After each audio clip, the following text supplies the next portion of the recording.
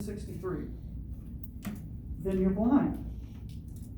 What he and others talked about, whether it was Malcolm X, whether it was Dr. Angela Davis, was talking about you have to bring it to the people. Dr. Angela Davis, well, the Black Panther Party, all power to all the people. What does that mean?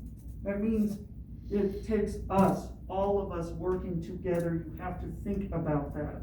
And you have to be sincere about that. Not just say, not be tokenism, or not symbolic. It has to be real economic equity and real justice, as Malcolm X stated.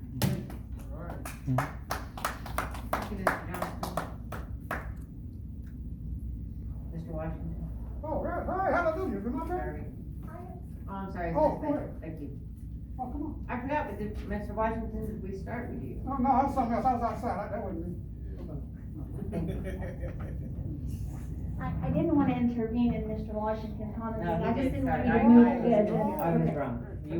You are speaking. And I really, I know some of my friends here have some concerns in regards to this agenda item, and I understand their frustrations and concerns and lack of distrust, because what has happened over this past year with this jail trust is continued financial exploitation of the taxpayers to hire Mr. Williamses and friends and financial officers and all these layers of the fact, when in reality we're not seeing any improvements in the conditions and the quality of life for inmates that are oftentimes trapped and forcefully trapped inside the county jail because they are poor and because they are black and brown of marginalized communities. For example, Christopher Guidry, the 14-year-old, he's been inside the Oklahoma County Jail, which has 60 DOJ civil rights violations on the books on it. We have forcefully trapped a 14-year-old child without bond in those conditions. My just common sense tells me that's child abuse. That's child neglect being enforced upon our communities under the disguise of law and order. I call that lawlessness. I call it injustice. I call it hypocrisy. I call it immorality. I call it criminality by a privileged adult who understand the law. Now, I'd like to have some deeper conversations with my group about this proposition, as long as it doesn't start costing the taxpayers more financial burdens. This can be implemented. And I have a little bias here because I worked, as I stated before, with Sheriff Gibson when he was over the Cleveland County Jail, where we brought a holistic team of community leaders like OIC Oklahoma that can help with employment and education, like the NAACP that can educate us about cultural diversity and racial diversity, like the ACLU that could talk and educate staff members about the constitutional rights of those detained in custody, and also working with mental health workers, social workers, as well as the jail staff in place. What we did is we created a series of surveys where we did suicide prevention, where we worked with interns at universities who were one-on-one contacting these inmates and performing and completing surveys, inputting that information, helping us understand the demographics of that county jail and the needs of that jail, while we were actively working as a team to recruit community-based resources to serve the community and reduce the recidivism that we see, particularly for those who are struggling with addiction, substance abuse, homelessness, education, and all the other things. So I think that's an issue that we can collectively get on board with if we do not feel that this is another attempt to continue exploiting the taxpayers and the good people of Oklahoma County. Thank you. Sarah. If you run it like So that. item I'll number agree. 5, discussion of possible action regarding the creation of an authority committee.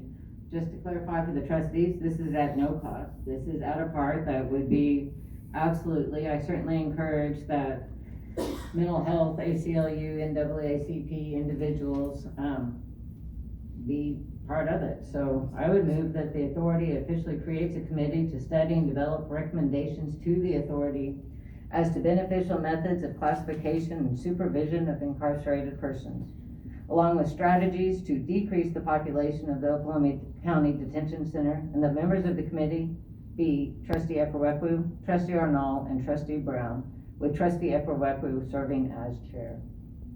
That's my motion. I have a question, Chair Everest. I appreciate your motion, I appreciate this agenda item.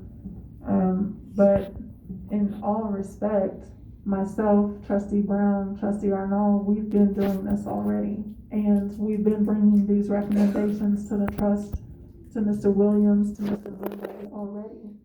And we will continue to do so whether the committee is created or not. So my question for you as chair for the rest of the trustees is, what is your commitment to our recommendations? Hallelujah.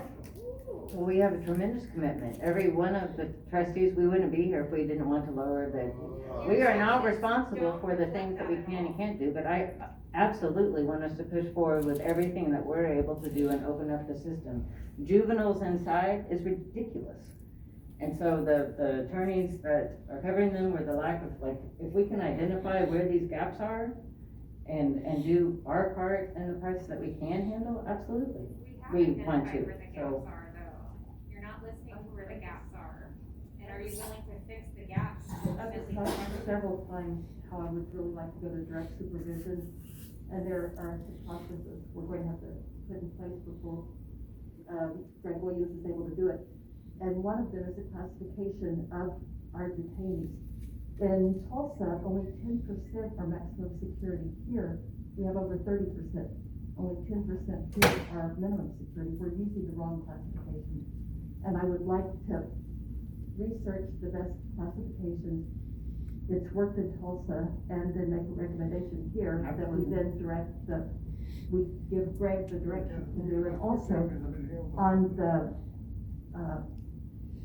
the supervision, that would be how to facilitate going to direct supervision.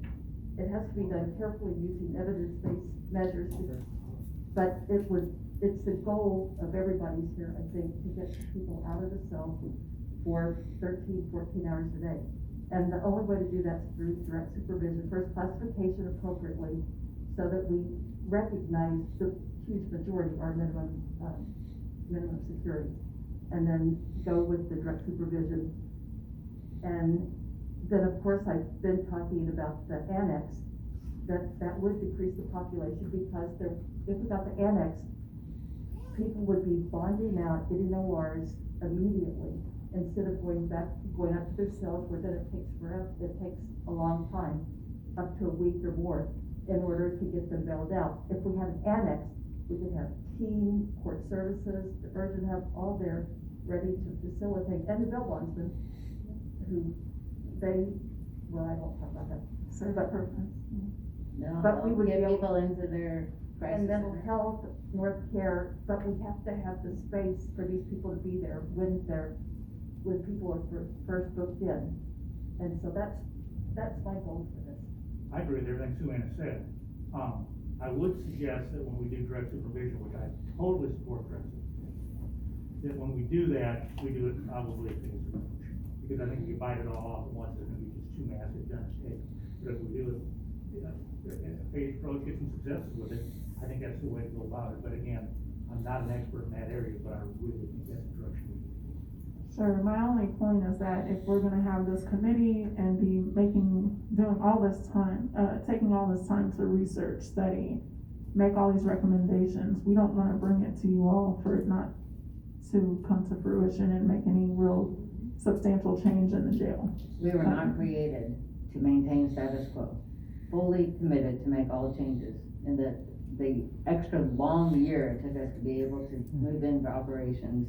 This is the time to move forward and proceed. We are not here but to make these recommendations and changes.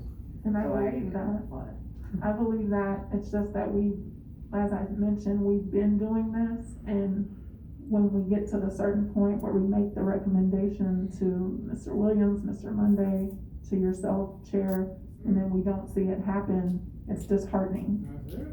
Well, I'm not recognizing, as far as the concerns that we have not addressed, that we can actually address without going through. And part of working with the committee will be able to really identify how we get through, and some things might need to be staged up. I'm not aware of what we have not addressed, and certainly by all means recognize any recommendation that has not been addressed